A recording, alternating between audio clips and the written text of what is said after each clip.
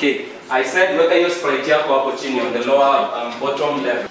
Harakishe. Right, you have the freedom to use any sprite you want.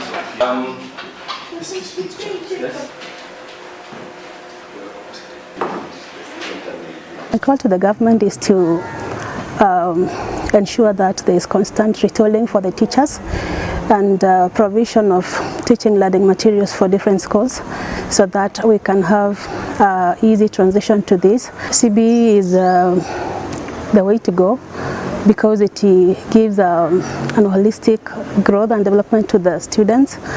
It enables them to learn both in class and outside class, so we are able to get to have a conversation kind of a thing where a student maybe could be weak in class but maybe conversating too well outside classwork. They have embraced it because it's a curriculum that has broadened their minds, it has opened them up, it is giving them room to explore their potential. Yeah, it has helped me become more creative because I participate in the music and drama club, and that makes me become more creative.